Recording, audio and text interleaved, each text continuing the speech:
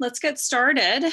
We may have some folks joining us throughout, but we've got a good turnout so far. That's very exciting. The Zoom fatigue is real, so I really appreciate not only our panelists, but everyone who is taking time out of your day to join us for this really important conversation. So I'm Dr. Kara Kendall-Morwick. I'm in the English department here at Washburn. And I have the privilege of moderating our panel, Approaches and Arguments for Sustainable Practices.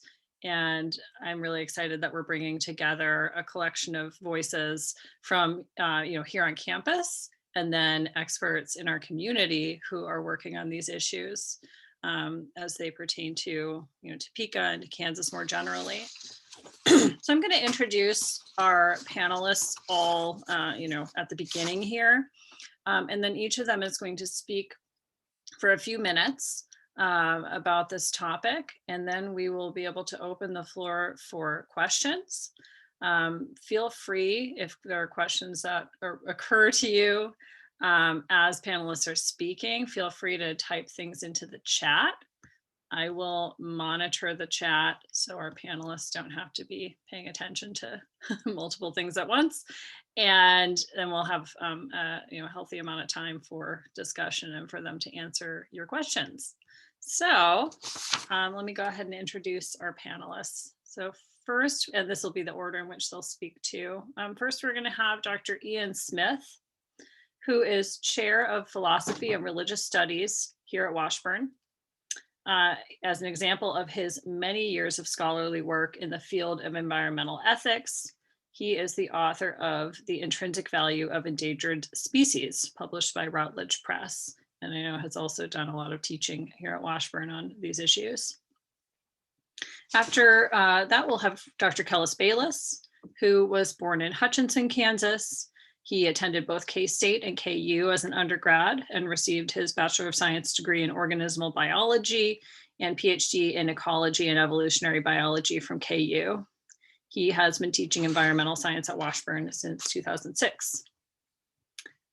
Next, we'll have Leilani Gray, who is a program coordinator for the Climate and Energy Project, co-chair of the City of Topeka's Sustainability Advisory Board, a board member for Forge and co-chair of the Forge Your Future community, a Kansas environmental leader, Climate Reality Corps member, and PAC-10 Cub Scout Den leader. So she wears many, many hats. Leilani received her degree from the School of Sustainability at Arizona State University. And finally, we'll have Zack Pistora, who is in his 10th year as a legislative director and state lobbyist for the Kansas Sierra Club. Zack also serves as vice president of the Kansas Natural Resource Council and on the executive committee of the Kansas Rural Center. In his spare time, he likes to travel, garden, and manage recycling and trash programs for live music events. He resides in Linwood, Kansas. So I'll go ahead and stop sharing and let our panelists take over. Okay, so I'm going to, let's see, let me make sure I can get my presentation up here before I start.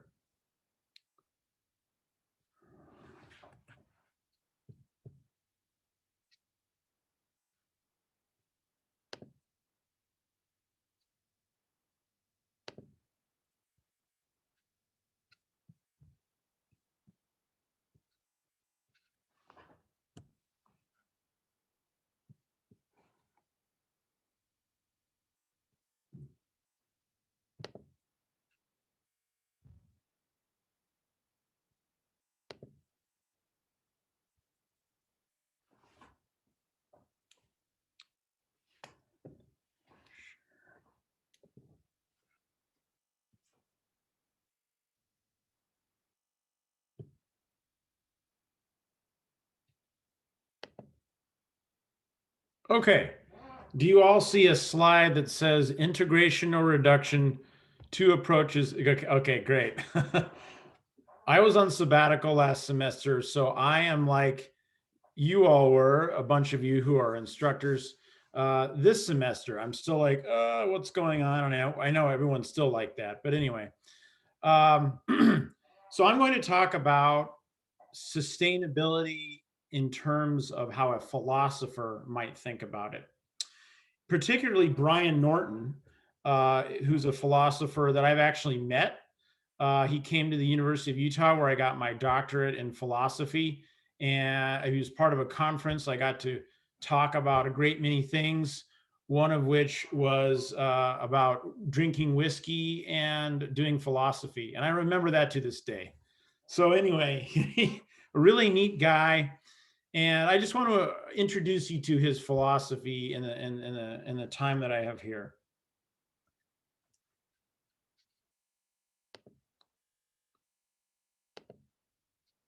Okay, so here's the thing. Environmental philosophy began as a field whereby certain philosophers were arguing that one principle should guide our action. Other philosophers were arguing that another principle should guide our action. And he's particularly interested in discrediting this kind of view of moral monism, the view that one principle based on one value can provide a uniquely correct moral judgment in every situation. Well, the motivation for this idea is that in every situation, if we have just one principle, we won't have conflicting principles. We won't have to decide what to do when one rule is in conflict with another rule. So that's the motivation for this view. But in terms of policy, the problem with this is that we all have to agree on this one principle. So applied philosophy, as he defines it, is the application of general moral principles, or just one, in determining what policy we should adopt. This, he thinks, is mistaken. He doesn't think that everyone is going to agree on one principle to guide policy. So to understand the view that he's discrediting, let's say something about it. Environmental moral monism is usually, although not always, his broad brush of the literature is a little bit simplistic. We'll put that to the side. Usually it's guided in this, grounded in this idea of intrinsic value. Like, so for example, some philosophers like myself have argued that endangered species have intrinsic value. And what is this principle?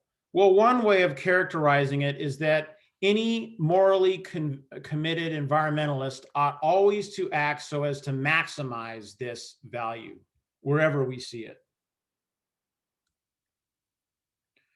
But again, his problem with this is that it's unlikely that all parties to the debate will agree that nature has this value. I mean, yeah, some committed environmentalists believe this, of course, and we might persuade other people to believe in this, but not a whole lot of politicians probably believe that a mountain has intrinsic value, or that a species has intrinsic value, right? Or that certain trees have intrinsic value. So if there is an agreement, then his point is that this kind of view, environmental monism, won't determine what policy decisions should be made. So that's his motivation for his idea of sustainability, which is forward thinking, which is centered on creating options for future freedom and future human freedom and future human welfare. So each generation has an obligation to protect ecological processes necessary to support these options. The idea is we're trying to protect the integrity of ecological processes so that a plurality of human values can be realized into the future, a plurality that can create a myriad of options for future humans. he believes that this is unifying, but it's not monistic. It's unifying in the sense that the primary environmentalist goal will be sustainability. And again, it encourages myriad and diverse humans to assert and defend their own different values. So there's really no one single value that is promoted by this principle. So I want to wrap up with just giving a really, really broad outline of how he basically argues that we should implement this principle of sustainability.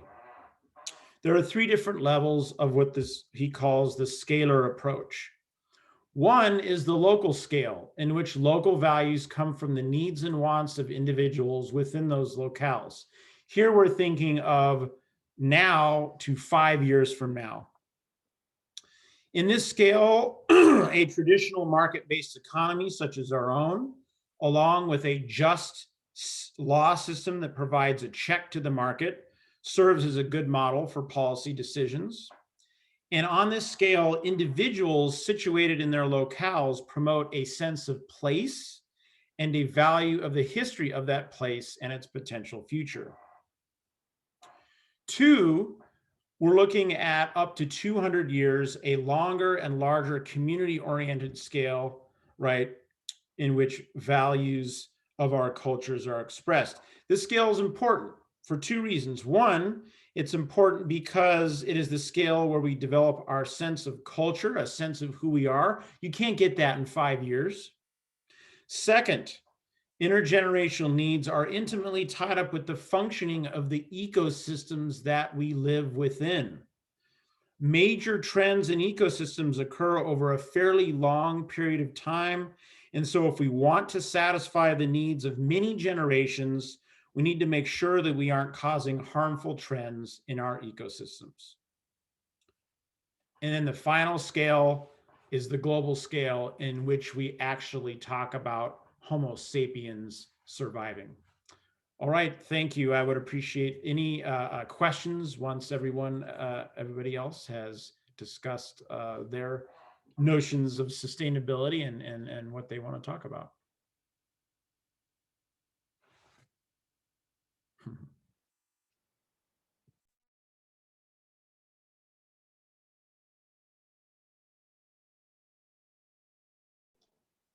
All right, so I guess it's now my turn. Thanks for that. That was nice. So I don't have like a presentation to share with you. It's just you're just gonna have to deal with hearing me yap for a little bit. But you know, I just start out, which I think was introduced pretty well just previously, but just to say that the concept of sustainability is just being able to perform some activities so that your resources that you're using do not deplete over the long term. So that whatever we're doing today could theoretically also be continued by our great-great-great-grandchildren in pretty much the same way, because the resources that we're depending on are not slowly going away. From my perspective, teaching environmental science and kind of human impact on the environment, I kind of say there's fairly broad agreement that one of the most common things that Americans, just in general, also other folks around the world, but Americans in particular, do today in an unsustainable fashion is our use of energy. And primarily, this involves the use of materials called fossil fuels or coal, oil, sometimes called petroleum or natural gas. And there is, you know, pretty wide agreement that we are consuming fossil fuels at a much more rapid rate than nature is able to replenish them.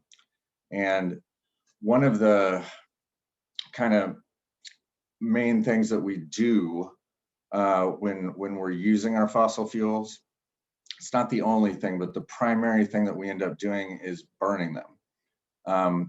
Whether it's to like boil water to turn a steam turbine in a coal electricity plant, or whether it's refining petroleum into gasoline and diesel fuel and burning it in a vehicle or something like that.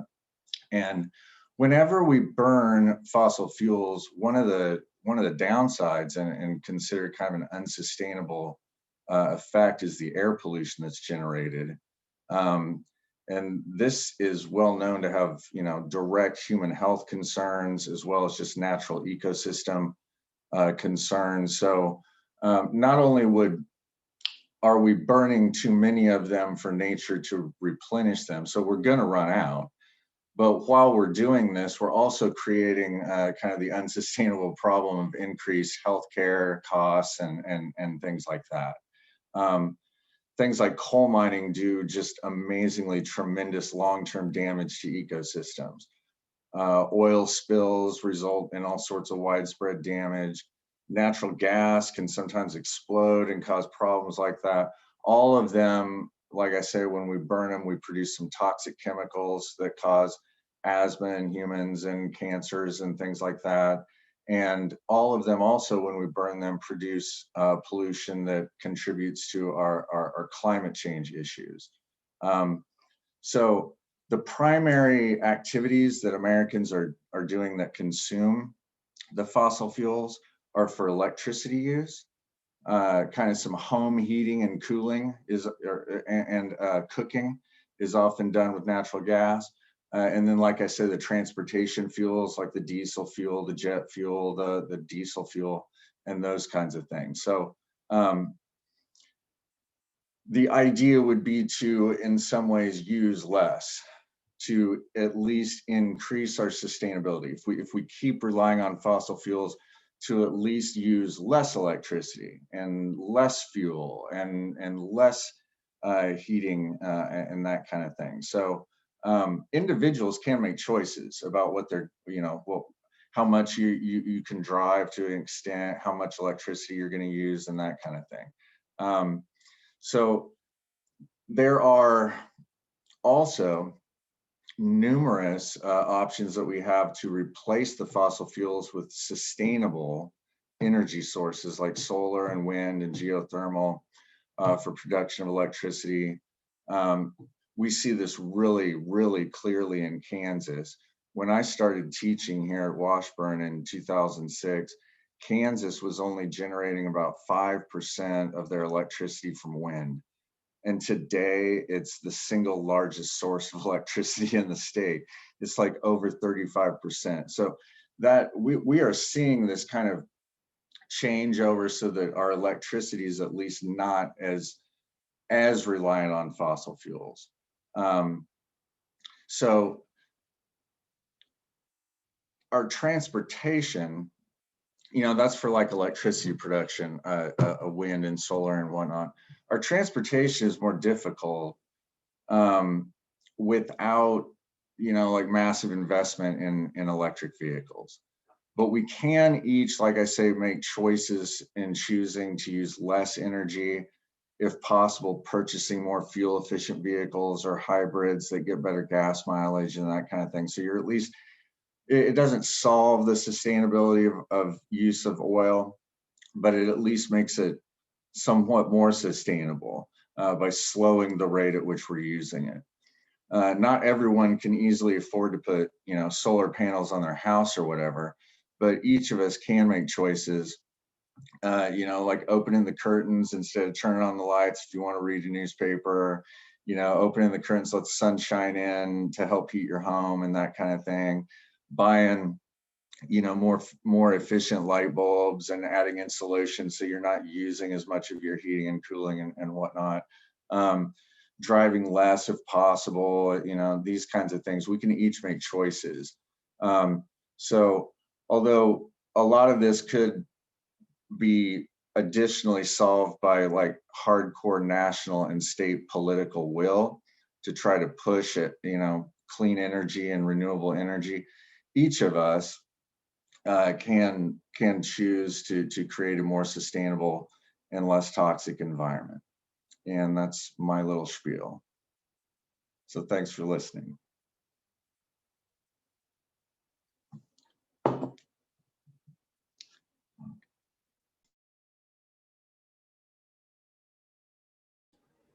All right, I believe I'm next up. Excellent. Hi, everybody. Thank you, Washburn College of Arts and Science and the WUmester Planning Committee for inviting me to participate on this panel. My focus is on social sustainability and community resilience.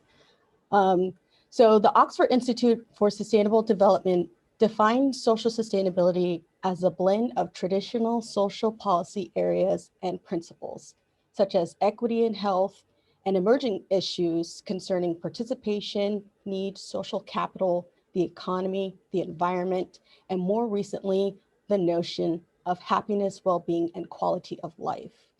These are all areas we could participate in. How resilient our communities are or can be is up to us. Communities that have strong social connections are more resilient in extreme weather events. In 2016, a Wired magazine article titled, "Want to Survive Climate Change? You'll Need a Good Community." This article highlighted a climate disaster in Chicago. In 1995, Chicago experienced a severe heat wave that killed over 700 people in 3 days. Many of the communities with the highest fatalities were in very poor Black communities. One segregated community with high poverty, high crime, labeled by outsiders as one of the worst neighborhoods in Chicago, had one of the lowest death rates in the city. The reason why was due to their strong social network and thriving local businesses. Community members knew exactly who needed more assistance during the heat wave and were able to provide support. Researchers studied other Chicago neighborhoods that were not as affected by this disaster and discovered that neighborhoods with an active commercial corridor, a variety of public spaces, local institutions, decent sidewalks, and community organizations managed to be more successful in the disaster. Besides Chicago, there are several studies about communities all over the nation that were able to recover swiftly with little to no fatalities. These communities all have those 5 characteristics. When studies emerge about communities that were able to survive and thrive after this pandemic, I'm pretty confident that those communities will all have those same 5 characteristics. As extreme weather events occur more frequently, some leaders may think that focusing on improving infrastructure may reduce the impact of these weather events. Solid, well-maintained infrastructure is important. However, we as community members need to encourage these leaders that improving vulnerable neighborhoods is equally important. To quote sociologist Eric Kleinenberg, neighbors are the true first responders. The strength of a neighborhood is what determines who lives and who dies in a disaster. Building against climate change can either support vibrant neighborhood conditions or undermine them. There are so many opportunities and levels of engagement you may participate in to work towards stronger communities and neighborhoods. I know our circumstances are a bit more restricted and limited right now, so you may have to be a little bit more creative and intentional, but also think about things that provide happiness in your life. Dr. Scott Cloutier of ASU leads research about the connection between sustainable communities and happiness. The Sustainable Neighborhood for Happiness Index, SNHI, is a metric for assessing a community's sustainability and potential influence on happiness. Cloutier studies happiness not only being an individual, but also a community characteristic highly dependent on social connections and cohesion and local amenities. These social connections may be shaped by the built-in social environments. These connections may help overcome community threats that could diminish residents' happiness or weaken their social cohesion. More community amenities and environmental conditions have been found to contribute to the domains of happiness of residents. Cities invested in sustainable development score highly on the SNHI, indicating greater opportunities for residents to pursue their own happiness. Speaking about happiness, Volunteering is a great source of happiness as well as a method to engage with your community. Volunteering allows you to connect to your community and make it a better place and making a real difference to the lives of people, animals, and organizations in need.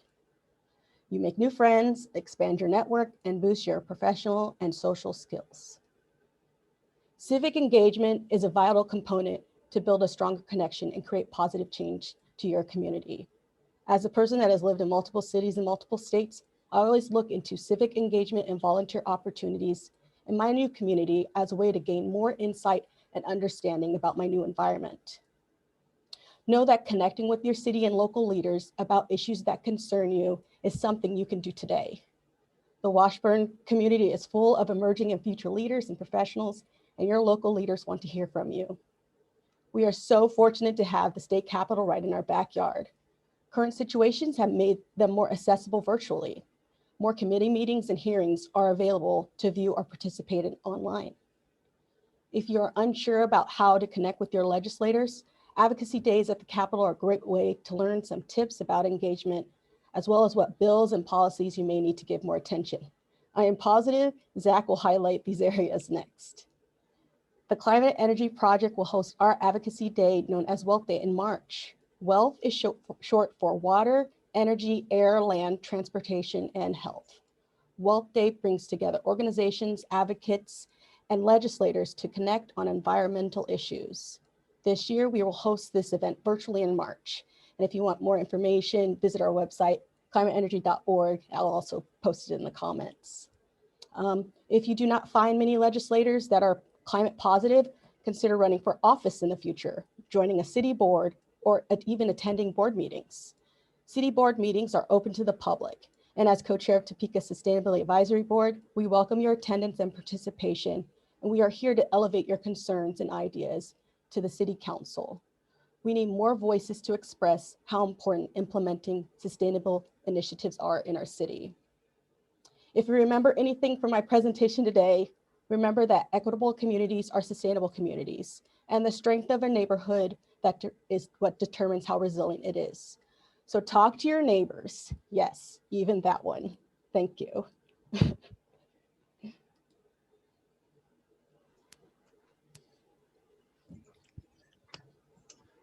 Leilani, well done. It's an honor to follow you as well as the other panelists, and it's generally to be an honor to present here with Washburn University today. Thank you for having me. Really appreciate it. I thought I'd talk a little bit about the economic impacts of climate change and both the costs and the opportunity. And I like to say that going green can help keep green in our state and personal pocketbooks as we move forward to act on climate. And we'll start with thinking about the cost of climate change. And when we witnessed 2020, it's easy to forget everything that happened with the tragedy and chaos and all that took place. But we also witnessed some paralleling costs of climate change right before our eyes. We had a record setting hurricane season. We had basically half of the United States west of here on fire. We had derechos and other severe weather storms. I don't think I even knew what a derecho was until last year. But you know, we continue to see that the effect that we're having, our atmospheric pollution that is going up and causing a greenhouse gas effect is continuing to change and create a volatile climate that we're suffering the damages of. And so, you know, in Kansas specifically, a 2017 state document, the Kansas Emergency Response Plan, lists that 7 of the top 10 state emergency hazards are extreme weather related. We're talking flood, winter weather, drought, windstorms, tornadoes, wildfires, and even some on that list, like infrastructure utility failures, agricultural infestations, major disease outbreak, are also implicated by climate. So, all these challenges of extreme weather and climate change effects hold significant impacts for both human and natural economies. So you heard about intrinsic value. When will we assign the financial value to the stable atmosphere and the water that we rely upon, especially since one of our biggest industries in Kansas happens to be agriculture. For those that don't know, agriculture is ranked at about $65 billion industry for our state, 13% of our workforce, comprising over 250,000 people, covers 87% of our land, 20 million acres of crops, and 15 million acres of ranch land. That's pretty significant when farmers already have to deal with a number of different variables, global and domestic market prices, et cetera. And to make it even tougher with unstable climate, and that we have drastic temperature swings on a moment's notice, it makes it even tougher to make that business work, let alone be profitable. So agriculture is significantly at risk from the impacts of climate change, but also provides a major opportunity to help be a component in the solution. We saw at the federal level the Growing Climate Solutions Act that maybe some of you might be familiar with. That would assign an opportunity for farmers to sequester carbon. One of the cheapest ways we can sequester carbon is by utilizing natural properties of plants, photosynthesis and all, to take and the carbon from the air, internalize it through the plant, put it back down in the roots to create healthy carbon soil matter. Carbon farming, as it's known, or climate smart, eco-friendly agriculture, where we use cover crops, different crop rotations, different types of crops, multiple crops on the land. All that can be helpful in returning that carbon that's currently going out there into the air back where it's beneficial in the ground. You heard so that's about agriculture and one of our top industries. Roughly agriculture is estimated to be 8 to 9% of the total U.S. greenhouse gas emissions, but really it could be even more beneficial from a solution standpoint.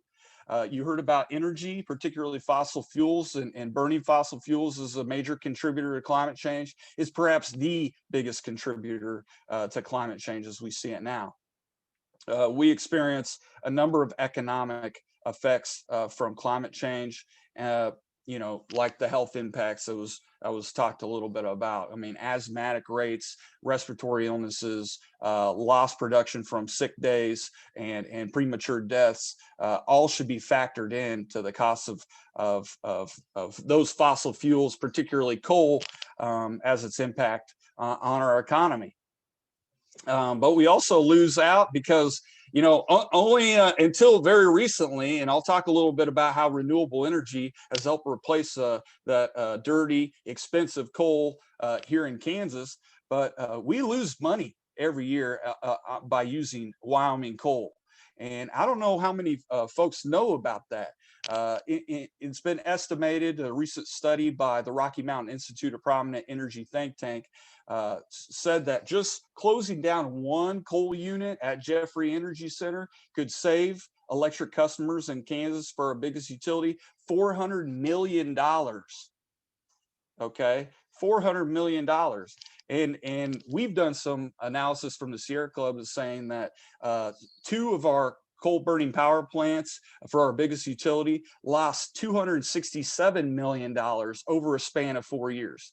And we're projected to lose $847 million over the next 20 years if we don't shut down some of those more expensive coal burning plants. So, why is that? Because the cost of burning coal per unit of energy is more expensive right now than our renewable resources like wind or solar energy.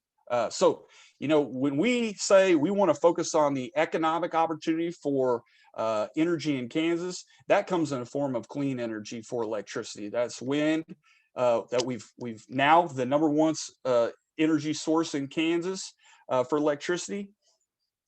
We haven't scratched the surface of solar, and there's the researchers out there that think that we'll have more solar in Kansas than wind. It's kind of hard to believe, but that's the case. Let's say one of the biggest solar projects and storage, mind you, which is another opportunity for us, is going in right outside of Gardner, Kansas, a 500 megawatt solar plus storage facility there. That'll help with the kind of intermittency of electricity, that base load power, so we can go 100% renewable energy, not just for electricity, for all energy sectors in the near future. There's a lot of opportunity happen at the federal level. You've seen with the new presidential administration. If Kansas were to position itself as a leader, we can embrace the opportunity of providing a clean energy product to our country and have a beneficial impact to the rest of the world. We do that with wheat and corn and livestock. We could do the same with clean energy in Kansas. Wind energy, a big bright spot for the economy in Kansas. Oil and gas has been up and down through the years. Agriculture has been up and down over the years. Aviation, been down recently when we had to ground the 737 MAX. We could provide clean energy is providing a steady source of income for Kansas and those landowners that have lease payments from wind development. That's billions of dollars of investment into our state, thousands of jobs, and that'll only continue to increase for the foreseeable future. And the same could happen for energy storage. Energy efficiency doesn't get talked about as much as far as providing local economic impact with really resilient jobs, helping people save costs, also provides some disposable income. So I could go on a lot about that, but I'll spare you and just say that we do have a significant opportunity for Kansas, especially with our manufacturing history. We provide aerospace, engineering, innovation, and production. We could do the same with advanced manufacturing. Electric vehicles, you heard about providing electric vehicles here in the heartland as people go from coast to coast. That they stop, charge their vehicle, then they go down the street and spend money at the local grocer or the retail businesses, et cetera. So this ultimately, I think we can go green and still provide some green for our economy and our own personal pocketbooks. So I hope that's enough. I'd be happy to go on, but I'll stop for now. Thank you.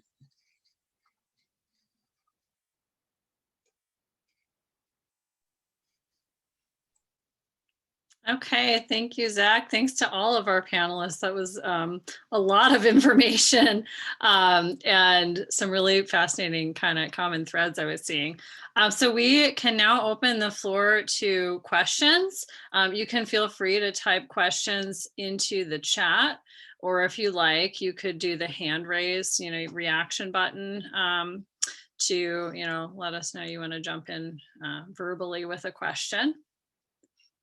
And I see a comment in the chat. Yeah, the positivity and optimism is really, I agree, Kelly, as something I'm loving about this panel, because I think all these issues can feel quite overwhelming. Looks like we have Tierney with a question. Yes, hello. Hello. I'm wearing a mask, so if you can't hear me as well, that's why.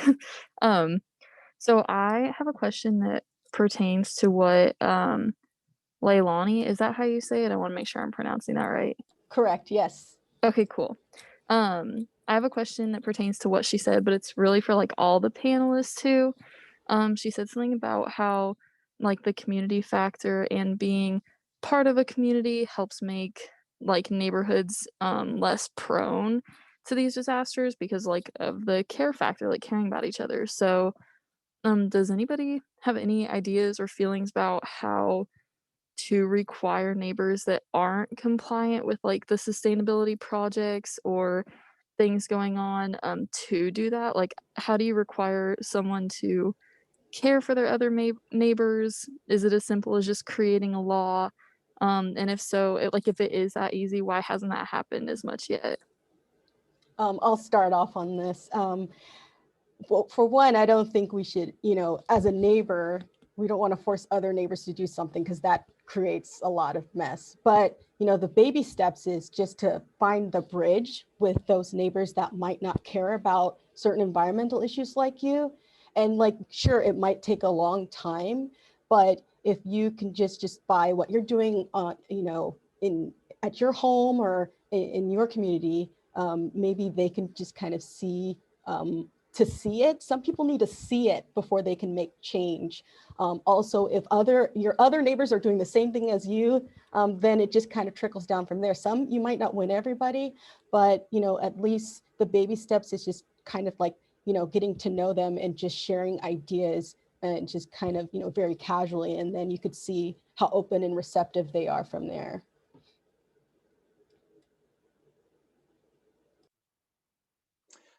Good question. I'd just like to say that my community here in Linwood, Kansas was hit by the tornado 2 years ago. And in the aftermath, when people lost their roofs and buildings and all the destruction, people were helping each other out, and I like to remind our legislators that they didn't ask if you were a Democrat or a Republican. Right. And so we need to think about how the climate and extreme weather impacts all of us. And so when we see the outpouring of support, the communities coming together in times of those tragedy, we saw with the hurricane, rebuilding and some of the what happened with the wildfires, et cetera. We need to come together and realize that the extreme weather doesn't discriminate on political preference, so we shouldn't either. This is a bipartisan, nonpartisan issue, and we need to do something about it. There are a lot of benefits to doing something about it. Appreciate your question.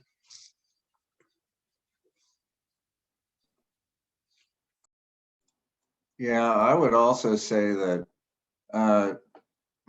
one of the things a lot of people don't realize is a lot of the things that you individually can do to benefit the environment end up, like Zack was saying, save you money, and so trying to discuss with people who may not be like environmental leaning at all, so they don't really care about the tree hugging or the squirrels or anything like that.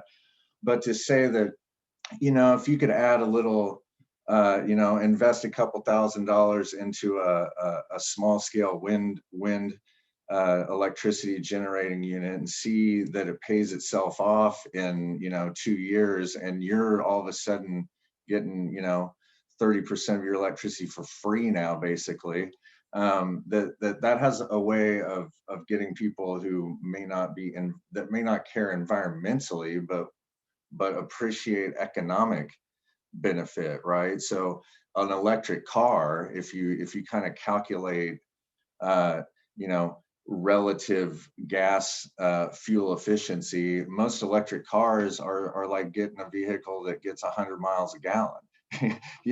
So a lot of people that may not want to discuss environmentally may be a little bit more amenable if it's more of an economic kind of discussion. And with a lot of clean energy, sustainable stuff, you can make that argument. So Kellis and I had the fortunate opportunity to teach now 2 iterations of climate change ethics.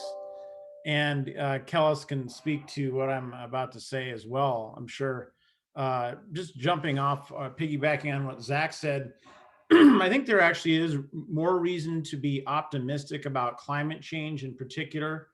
The kind of climate change denialism in which people believe that there is no climate change, by 2021, at least globally, that's really been reduced. I think there are very few people actually believe that, and very few politicians now get up and express that view.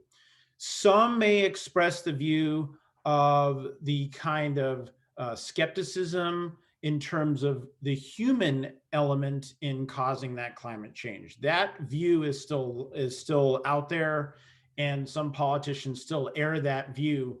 But at least with the outright denialism that there is climate change, that fortunately now you know, I mean, in 2021 really has much less in the public debate anyway. So I think we have reasons for optimism, at least in the climate change debate.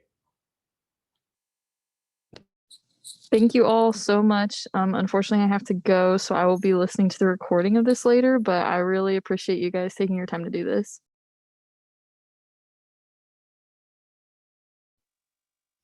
Thanks so much, yeah, for that question and everyone's comments on it. There is a question in the chat, and there's some also very interesting comments there, so I encourage you to check that out. Savannah had a question in the chat. How do we go about addressing corporate businesses that mostly benefit off of taking from natural resources?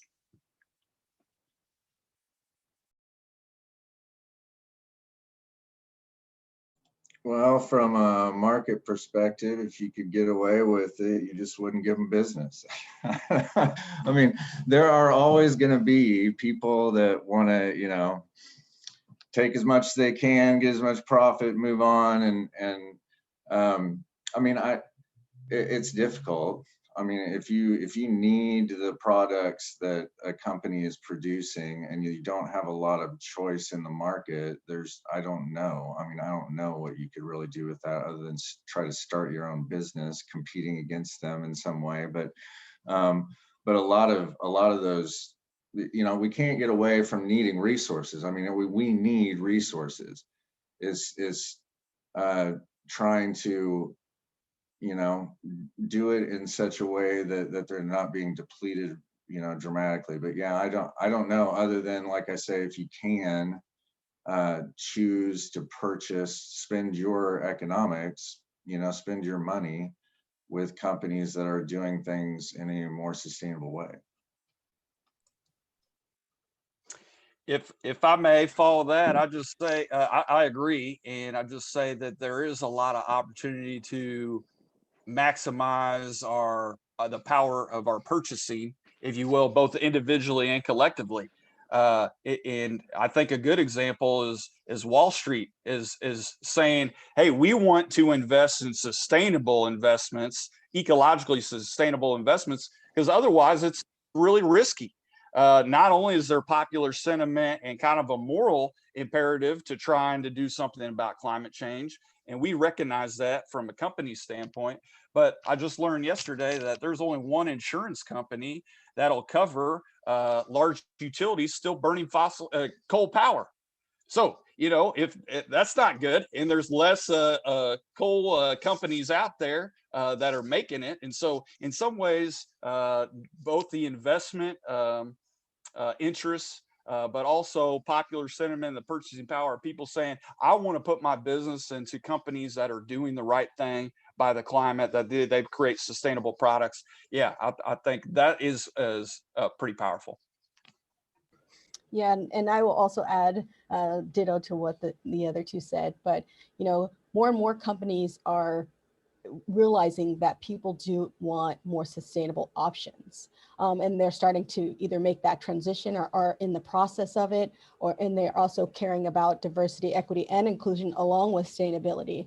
And we're starting to see that grow. And just I'm watching a lot of larger corporations, you know, trying to change their packaging. A good example is our local example is the Frito-Lay plant. They do so much to try to, you know, reduce their carbon footprint, and they use green energy. I visited their facility. They're really huge about recycling. I mean, they're very on their people about recycling. And so just look at, you know, how wide of a range they have. And that's a great local example. And a lot of companies are moving that way.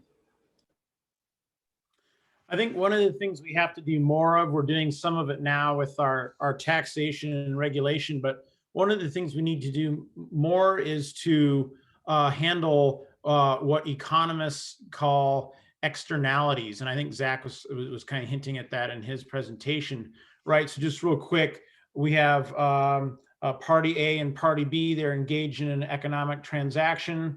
And what Party A does actually create some cost to some third party that has nothing to do with receiving the benefits of that transaction between A and B.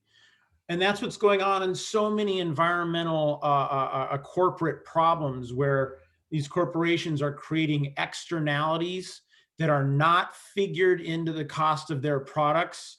And what we need to do is we need to tax and regulate them more.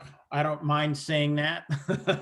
That has got to be part of our solution, because they are passing these costs on to third parties that are not benefiting from these economic transactions. Thank you. I had a question too, and it maybe kind of dovetails with some of the comments people are making in the chat. I was really struck by a thread in the talks about community, right? This seemed to be something that was a recurring theme. And in particular, I was thinking Ian and Leilani about how, you know, this question of like, how do we bring together our values, right? The philosophy that underpins our commitment to sustainability, and then make that into actual sustainable practices. And I'm wondering, it strikes me that part of what kind of got us into this mess is our anthropocentrism, kind of putting the human and at the center of everything and our human interests. And of course, those humans with more power and privilege have been able to pursue their interests to the, you know, at the expense of other humans. And so I'm wondering, is this community kind of approach an alternative to that sort of anthropocentrism, where it's still coming from human, you know, action and engagement, but maybe framing it differently?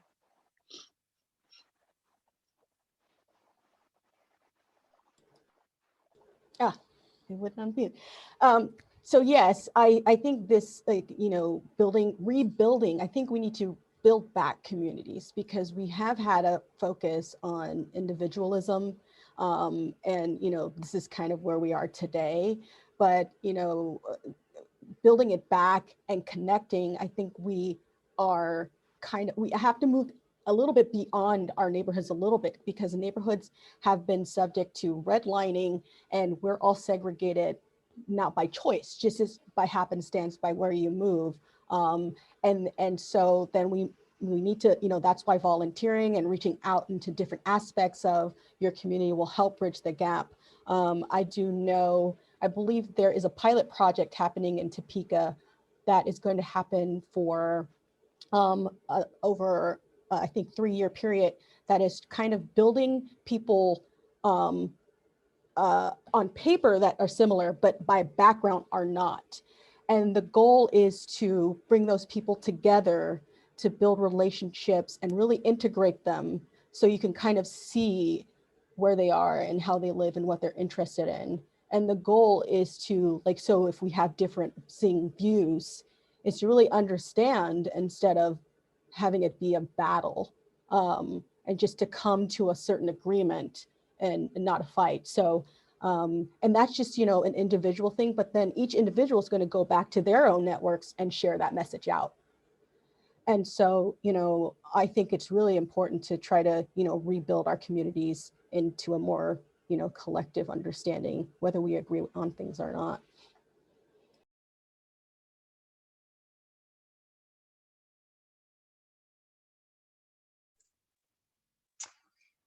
If I may, just a real quick comment on that question.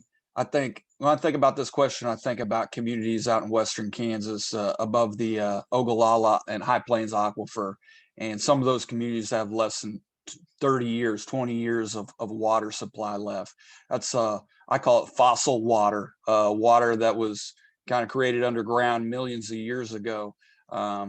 And we've drained the equivalent of Lake Erie underground in just decades across the multi-state region of the aquifer. And so, you know, this idea of externalized costs and the idea of natural capitalism, that our human economy is based upon those natural ecosystems, and that without water in those communities, you know, what else? I know agriculture and growing corn may be profitable for some out there, but if you don't have water, you know, not only can't grow the corn, but you can't do anything, or at least without a pretty exorbitant cost out there. So I appreciate the question.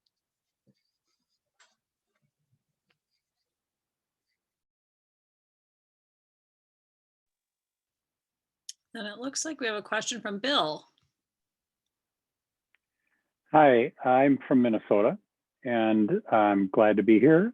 Some of the comments, some of the responses from the panelists have talked about the economics of this problem, and I think that's a very important area of discussion.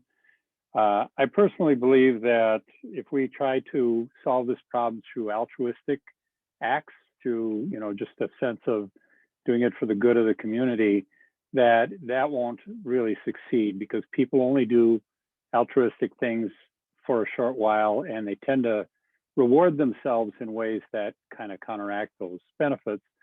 So I really like the Energy Innovation and Carbon Dividend Act, which is promoted by the Citizens Climate Lobby. And I'd just like to hear your thoughts on that, if you're familiar with it. If you're not, I can give you the elevator speech on that. Well, and correct me if I'm wrong, if anybody else wants to jump in here, but the basic premise is that we should assign a price on carbon pollution or greenhouse gas pollution, a carbon tax, if you will, a fee, and then return the proceeds of that fee, the charge on carbon, back to the people. So they, it's the companies producing the burden of climate change on the people, not accepting the price, factoring the price of that cost of carbon that they're creating in the first place. There's been some discussion about some of this amongst some in Kansas.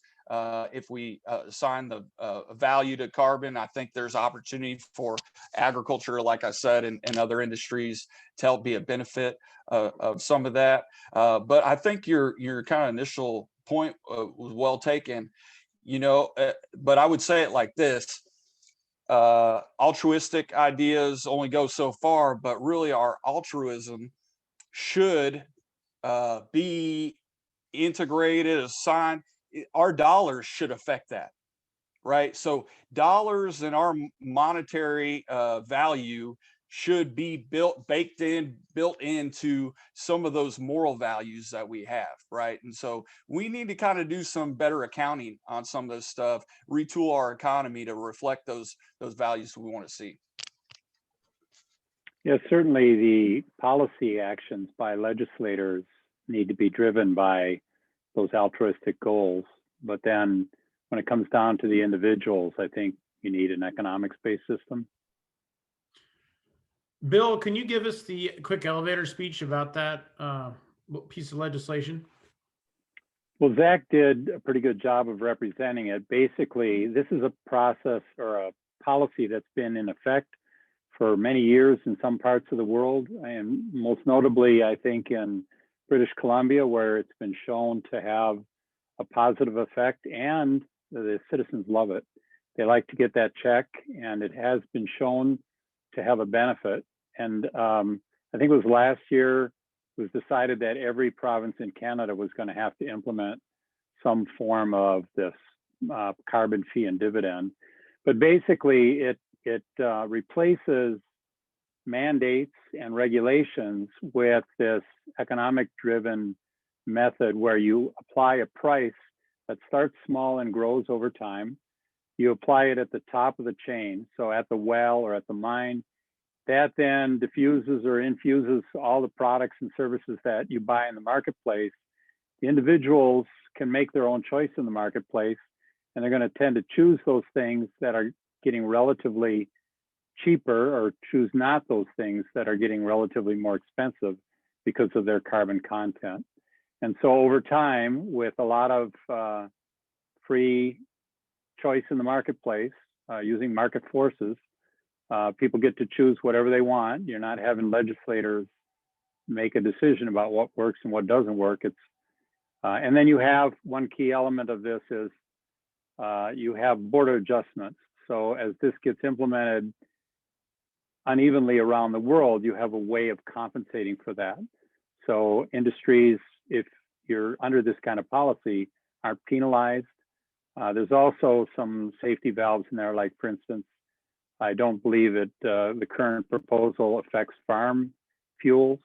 They get some sort of a rebate perhaps to compensate for the costs that they would suffer. But yeah, eventually, you know, you can continue to drive a Hummer, you can continue to fly a private jet. It's just going to cost you more and more every year, and you're going to find that switching to electric is going to be cheaper.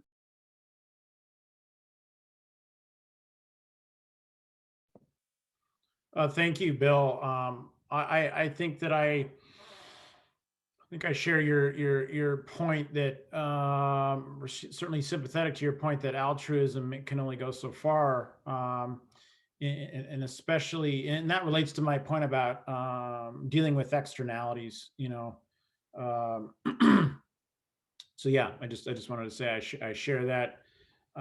It's obviously best as Leilani, am I saying that right? Leilani, you're almost there. Leilani, I'm sorry, Leilani. I think it's best to start with a common shared values and common assumptions too.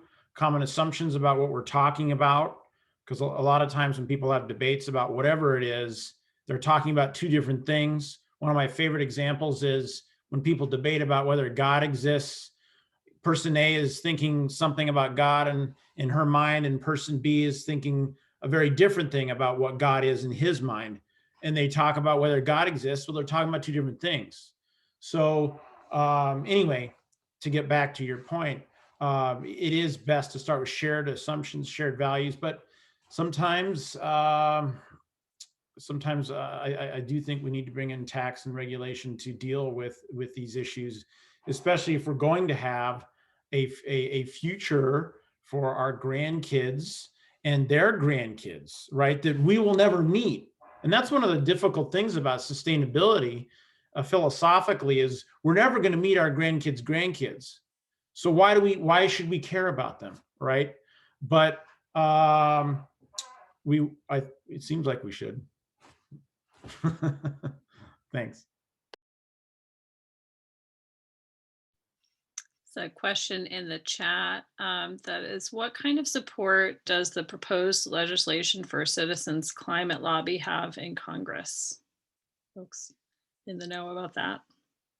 So the main idea is that it's a balanced coalition. So every Republican who wants to join the caucus needs to find a Democrat to join the caucus together. And so they're really emphasizing that this is a nonpartisan solution, and it grows in strength. I think with the new Congress, they need to come up with a new bill number. The old one was HR 763, but I think you're seeing a growing sense of support in it. I want to point out one of the things that comes out of the Yale Six America study, and that is that the majority of people who say that climate change isn't real or humans aren't causing it, they understand that climate change is real and they understand that humans have a role in it. What they really don't like and what they're fighting against is they don't like the solution. They think that it means they're going to have a loss of status, loss of freedom, sorry about the phone, and that's what they're really fighting against. So if they can be convinced that the solutions will be beneficial for them and that they won't be painful, then they can get behind it.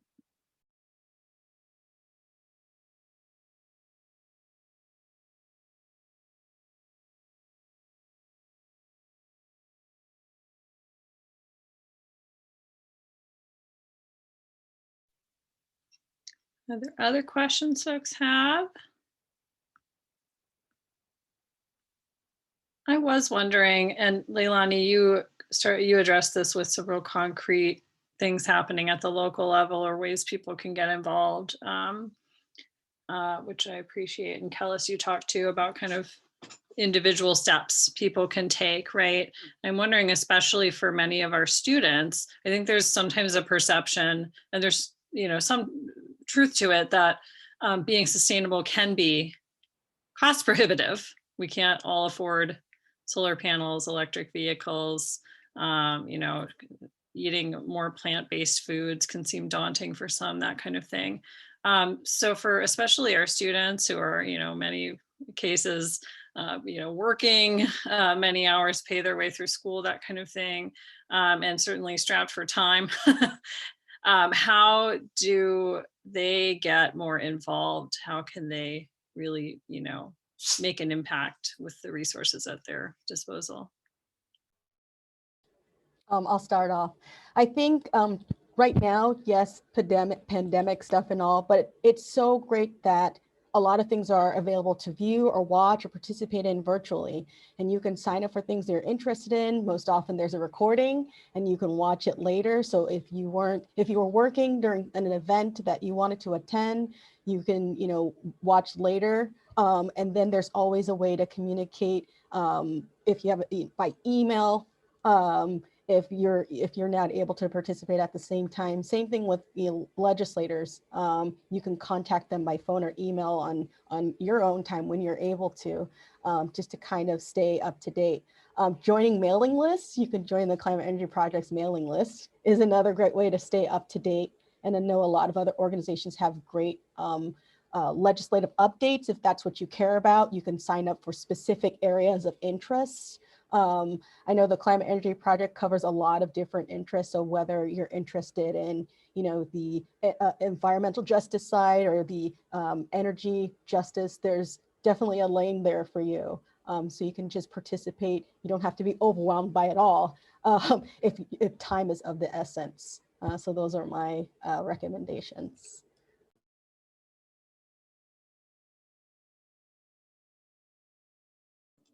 Well, I would say, well, from my perspective, there has been student groups that have been interested in sustainable kinds of concepts.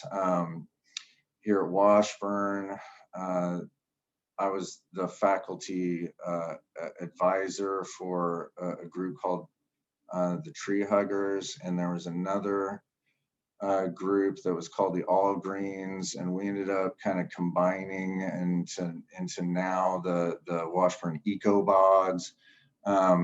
And if I can certainly attest that if students are really engaged, that they can result in changes at the university. I mean, we have had groups that ended up petitioning the Chartwell's dining services to get rid of styrofoam use, to have all vegetarian options. A subcommittee got started at the Student Senate for clean energies, recycling, sustainability stuff. There's been an organic vegetable garden put in on campus. There have been some of the non-native landscaping features have been removed, and we've brought in native plants, attract pollinators and things like that. A few years ago, the Washburn itself hired a sustainability coordinator.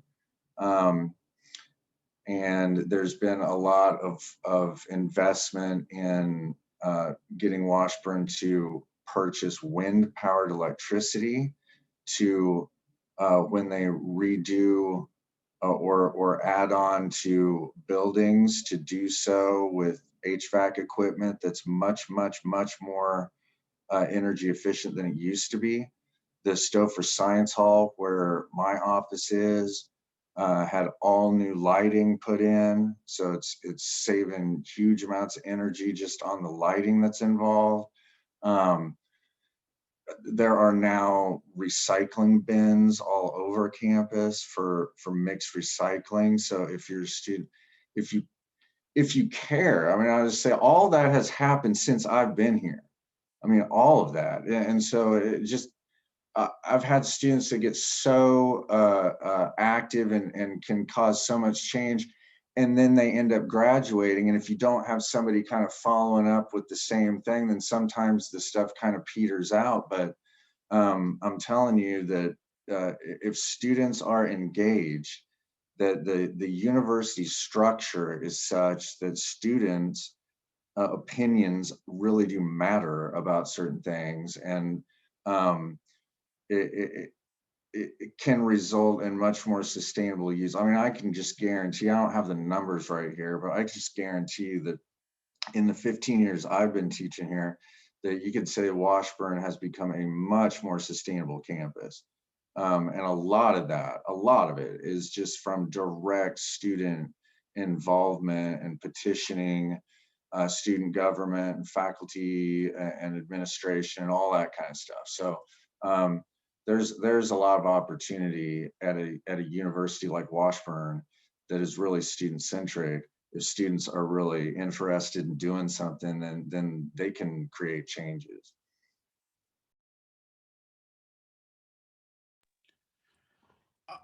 I think another thing that students can do, which is not something we hear much about, and it's not really activism as such, but it's getting to a position where they're thinking about these issues philosophically and conceptually.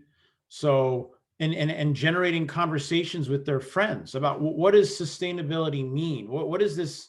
You know, people throw that term around everywhere, and a lot of different people mean different things by it. So just starting to have conversations about what these environmental terms mean, starting to have conversations about the relationship between ethics and science, starting to read books, you know, like about environmental ethics that talk about these kind of relationships. And so I think getting students thinking about this stuff will help them in the doing as well. Someone commented about being out in nature, and yes, that is definitely something that you can encourage people to do, because it's nice that, like, right now we all are consumed by technology, being in front of Zoom and all that. So it is helpful to reconnect with nature, to understand why we're doing what we're doing, why we want these green spaces to stay green, and to keep them green if your community is not doing so. I won't recommend it now. It's cold. I don't appreciate the cold, but when it's not so frigid, yes, get outside, reconnect with nature, and being around green space does increase happiness.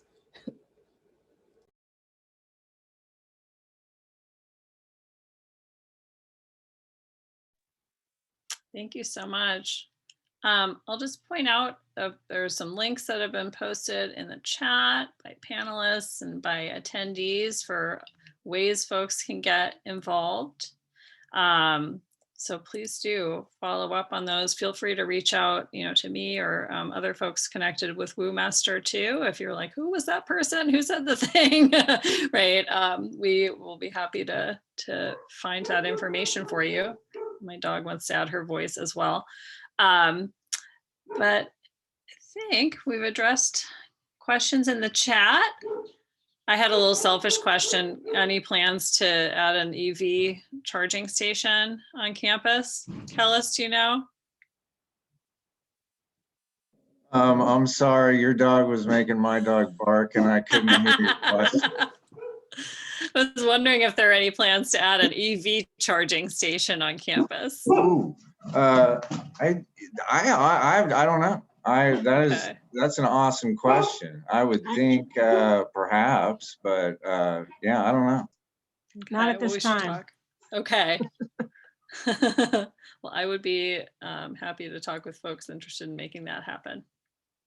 Cool. Well, thank you so much, and especially for your suggestions for ways students can get involved. I mean, this is really what WUmester is all about, right? Making connections between, you know, the concepts, sort of the knowledge that they're picking up in the classroom, Ian, that you talked about, and then finding ways to bridge that out into the campus and the broader community. And I would also put in a plug for Washburn community members, if you have not yet done so, to sign up for our sustainability challenges associated with WUmester. So you can sign up at any time during the semester.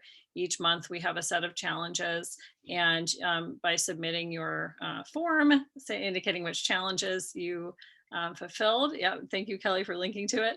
You can be registered to win prizes that can support sustainable, friendly businesses in the community. So it's bringing all of it together. Yay. Well, I want to say a huge thank you to our panelists for taking the time to speak with us and lend us your expertise. Thank you so much to everyone for sticking around for what I know is a fascinating but longish Zoom session. And we'll wrap things up there. Have a fantastic day, everyone. Thank you. Yes, Thank you thanks a so much, lot. everyone. Thank you for organizing this. Yes, definitely.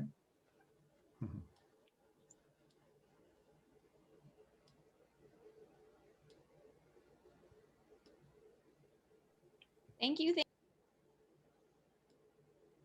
I think you remuted yourself, Kelly. I just wanted to say thank you. Thank you.